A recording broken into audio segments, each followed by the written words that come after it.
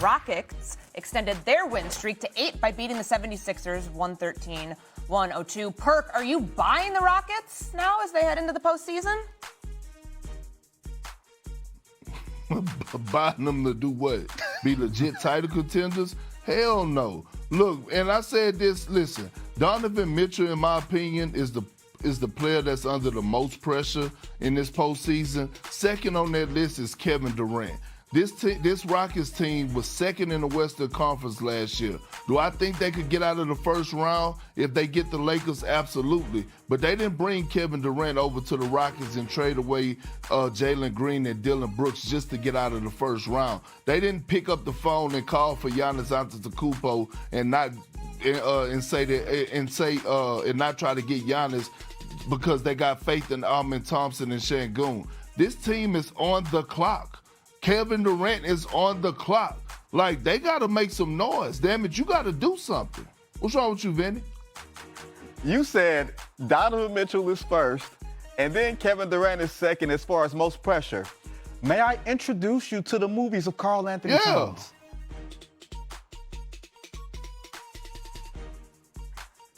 I can't. Y'all just gonna stare at each other. I'm just saying this. I think in terms of person, I think has the most pressure. I do think it is a Knick, whether it's Karl Anthony Towns or Jalen Brunson. Well, that's going to be a good place. Kevin Durant got rings. Wow. What pressure? He got rings.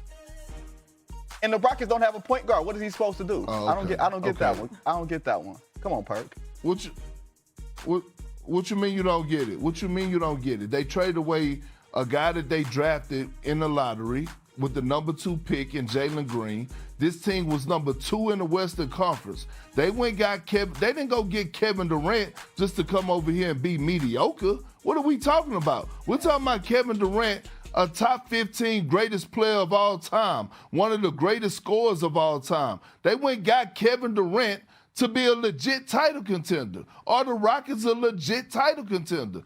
Yes or no? No, but you act like Kevin Durant don't got rings and bona fides already. We got plenty of people who ain't never played in June. But I didn't say all I'm saying is this. All I'm saying is this. Since he's left Golden State, Brooklyn Nets, disaster. The Phoenix Suns, disaster. You're on the clock, KD. What are you talking about? Yep. Well, you mentioned Karl Anthony Towns. It's a good place to go because coming up next, we talk about Cat posting a double-double in the Knicks win over the Celtics. Is he the most important player for New York's title run? Someone here continued their winning ways, taking down the 76ers to win their 8th straight ball game. KD led the way for Houston, 29 points, 7 rebounds, 5 assists, his 305th career game with at least 25, 5, and 5. That ties Russell Westbrook for 8th all-time in NBA history. Let's stay out west because the depleted Lakers took on the Stephless Warriors, but LeBron was on the court, and that was all the Lakers needed. We saw vintage LeBron last night, 26, 11, and 8. He led the Lakers outright in all 3 categories. It was also LeBron's 164th time that he's led a team in all 3 statistical categories. We bring it in here with our NBA crew. Let's spin it forward a little bit here. The Lakers get the win. But, Wendy, I ask you, if they could still get the 3, 4, or 5 seed, can you kind of set the stage for what needs to happen and how it could all work for Los Angeles? Well, for the Lakers to be able to get that win last night against the Warriors really opened up possibilities. They play the Suns tonight. The Suns are locked into the 7th seed. They have no incentive to win, and they're acting like it. They have several players out, including Devin Booker. If the Lakers can recover from that win last night and win tonight, they have the Jazz on Sunday. I promise you the Jazz will play 4 players if they have to not win that game. And then I will expect that those 2 wins, the Lakers clinch the 4th seed, no worse than the 4th seed, and have home court, which if you're trying to figure out a way for the Lakers to extend their season, get Luka and Austin Reeves maybe back, it starts with getting home court. But Denver does not have the 3 seed locked up, even though they've won 10 games in a row.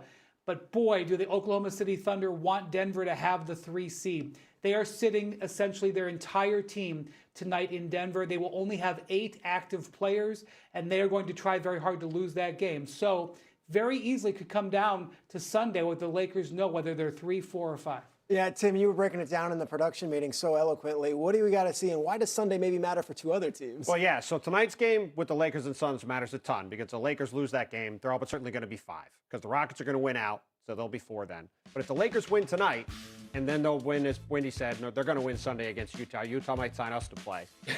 That would then set up a scenario where the Spurs play Denver in the final game of the season. Now, Victor Wembanyama's dealing with this rib issue. He's probably going to play his 20-plus minutes tonight and get himself eligible for awards. But if the Spurs win that game Sunday against Denver, which they'll be incentivized to do, and by the way, a couple years ago, Denver had a chance to beat San Antonio the last game of the season. They did not. They wound up playing Minnesota in the second round, losing in 7 games.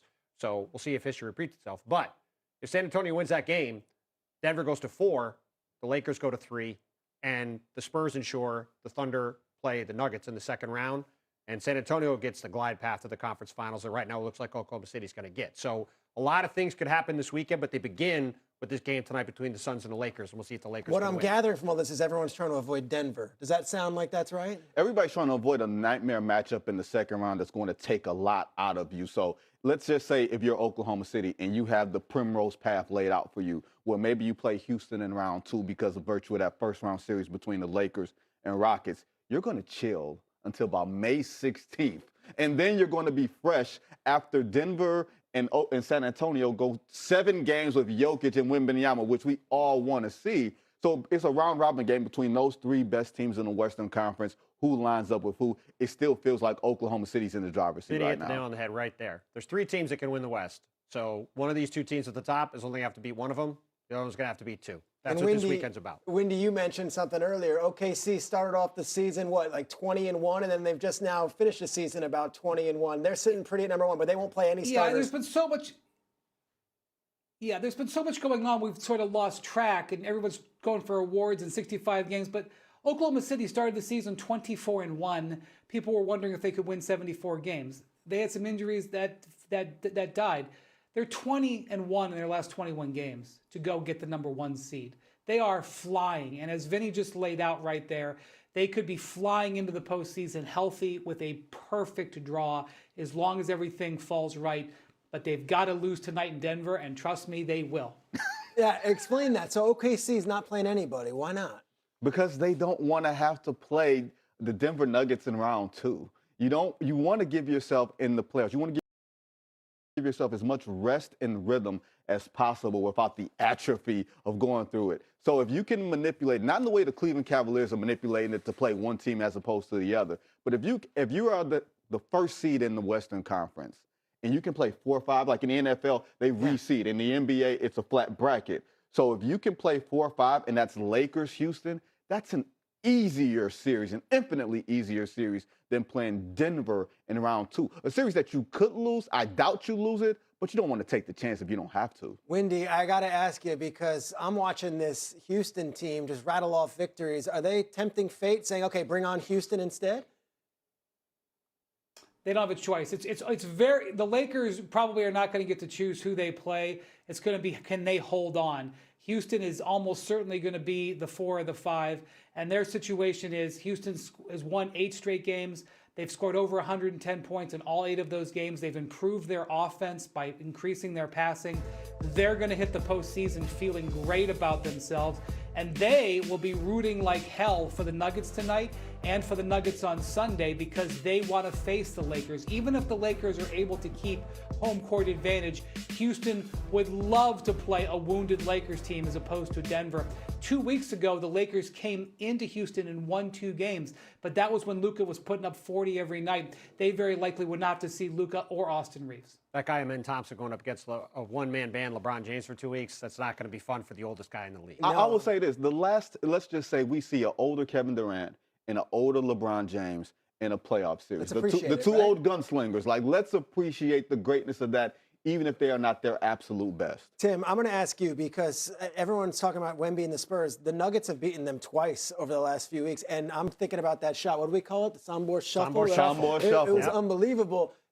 Is everybody kind of looking at Denver? Is that the team that nobody wants to draw in the playoffs? Yeah, no question. I mean, again, there's 3 teams that can win the West. There's San Antonio, Oklahoma City, and Denver. And Denver's had a lot of injuries this year. Aaron Gordon's been out of the lineup. Peyton Watson is hurt right now. Jokic obviously dealt with the bone bruise and missed several weeks earlier this year. But if they're healthy, if they're ready to go, Denver is good enough to not only beat the Spurs, but to also beat the Thunder. They might be the 3 best teams in the NBA this season. And as you said, Peter, Nikola Jokic in a clutch situation is as good as we've ever seen. And you saw it down the stretch in that game against San Antonio. San Antonio looked like a young team that had not